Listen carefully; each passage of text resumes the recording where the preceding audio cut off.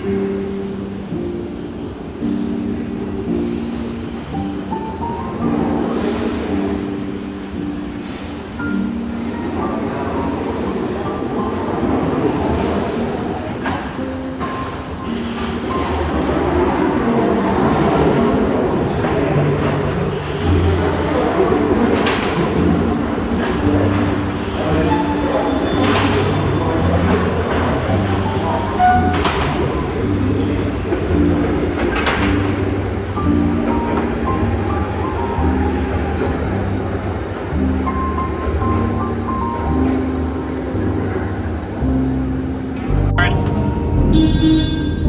and welcome to Mail Rail. You're about to explore some of London's hidden underground postal railway. I'm Andy, your guide today, and I'm joined by Ray Middlesworth. Hi Ray. Hi. I've worked here as an engineer for 27 years, keeping the trains running. Not just any trains. This unique narrow gauge railway is designed to carry mail, not people. So if you're feeling a little cramped, that's why. Although we have a driver today, the original mail trains were driverless. It was a huge network of automated electric trains running right under central London, carrying mail between main railway stations and sorting offices much faster than along the congested streets above our heads. And it's amazing to think construction of the railway began as far back as 1914, with the tunnels dug by hand. Work was put on hold during the First World War. When the railway finally opened in 1927, it cut the journey time across London from a few hours to just 30 minutes. It was an engineering marvel. Our rail ran almost non-stop, night and day, for over 75 years until 2003. As we explore, we'll be going back in time to see tunnels, loaded platforms, and a few surprises. We'll be at our first stop in a few minutes.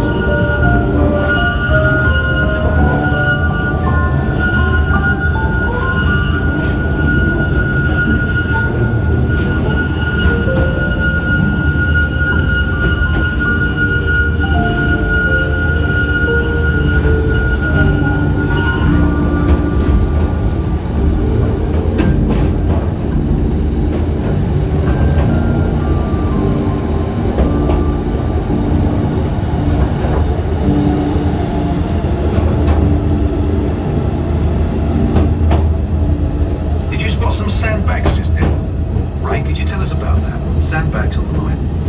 That's called the sand drag. There's a pile of sand on the track designed to stop runaway trains. If they run down that hill we've just come down, that will catch them.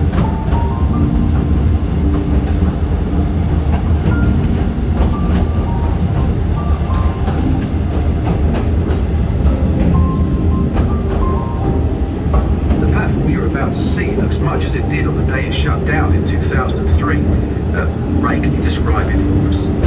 When Mailrail was running, this platform would be a hive of activity. You'd see people playing darts between the trains arriving, guys conversing back and forth and wheeling work up and down. It was a noisy and lively place to work. Ray's going to tell you more about life working on the railway as we take a trip down memory lane through the many decades of mail rail.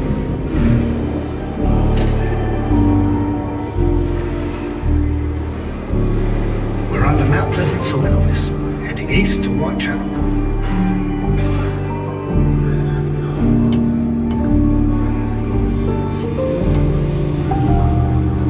It was hard work down here, but we all thought we were part of something important. There was enormous team spirit.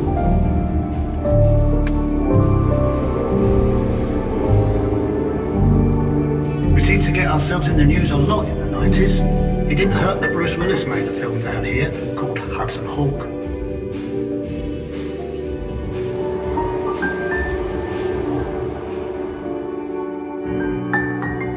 In the 80s we had our 60th anniversary. Along with that we had a new brand and finally some new trains.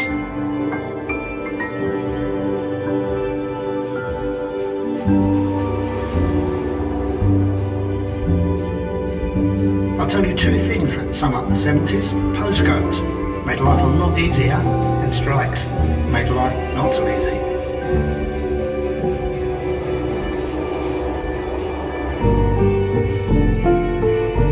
The swinging 60s. Those World Cup stamps sold out after England won. There were a few celebrations operations down here that summer.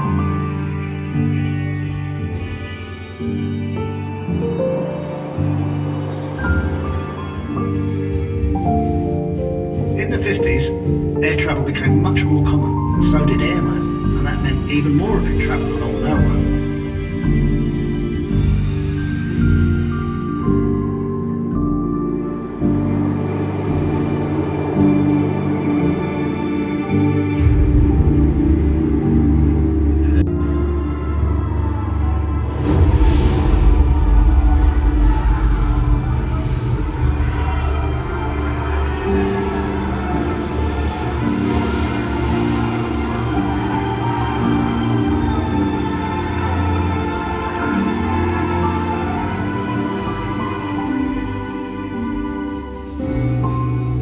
The railway was bombed several times.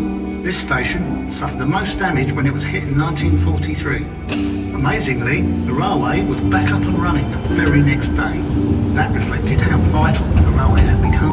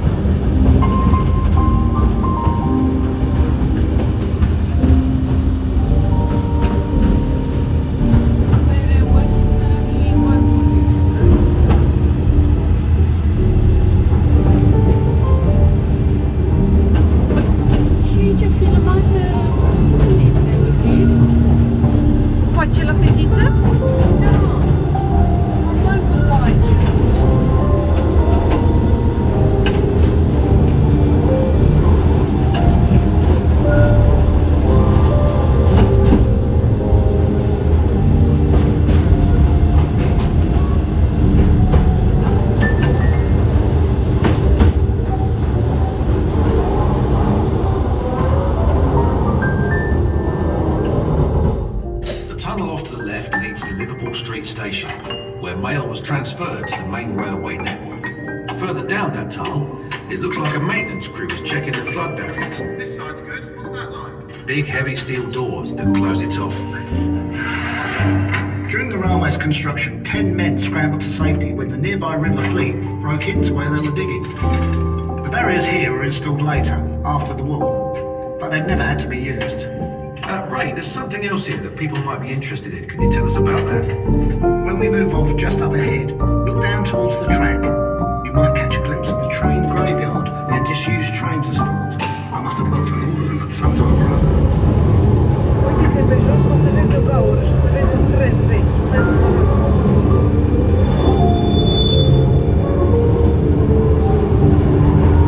Trebuie să vezi cimitirul adevărat al metroului.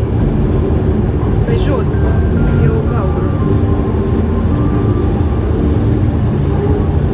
Uite aici, să te uiți.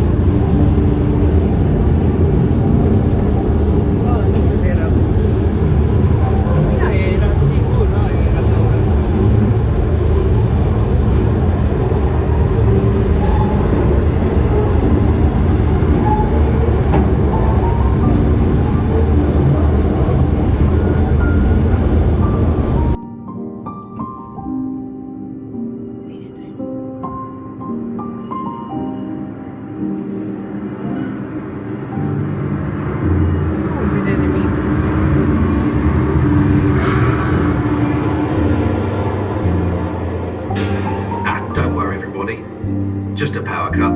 Ray, can you explain? Power cuts happen from time to time when the railway was operational. We could draw power from the next station along to keep everything running. And of course, us guys in the engineering teams always kept the trains and track in good order. Okay, on we go.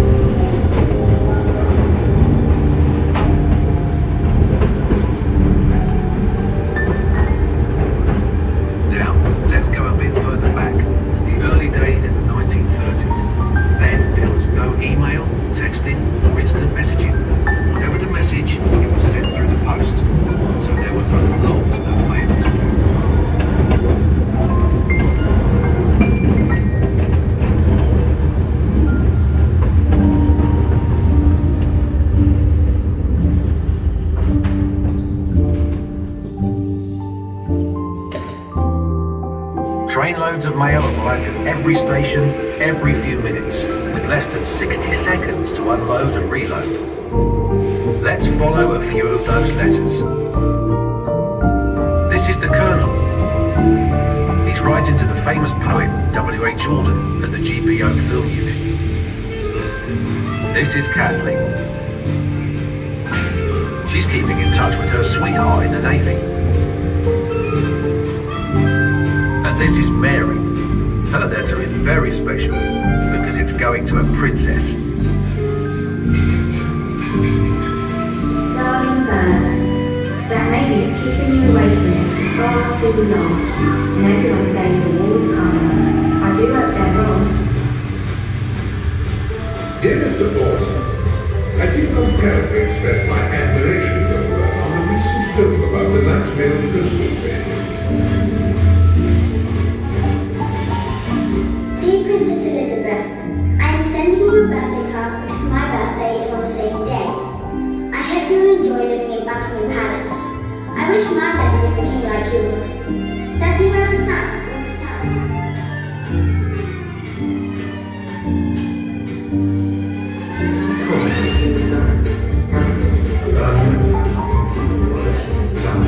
A roll on the side.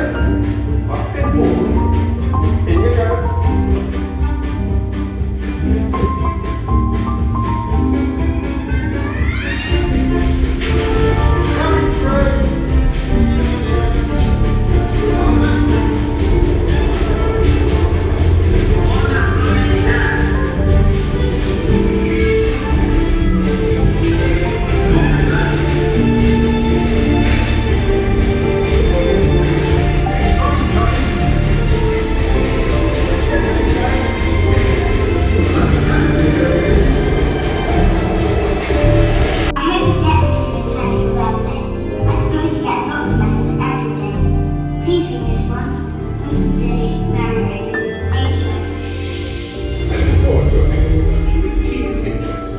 Keep up the good work. Yours sincerely, Colonel Arthur Bingley Crouch, retired. Must go now, or I shall be late for work. Those frocks won't sell themselves. Take good care of yourself, Bert, my love. Kisses, your sweetheart, Kathleen.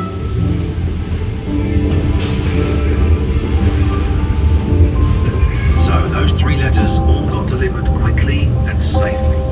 And so did the other 4 million which travelled along mail rail each and every day. You could say that mail rail was the beating heart of the British postal system.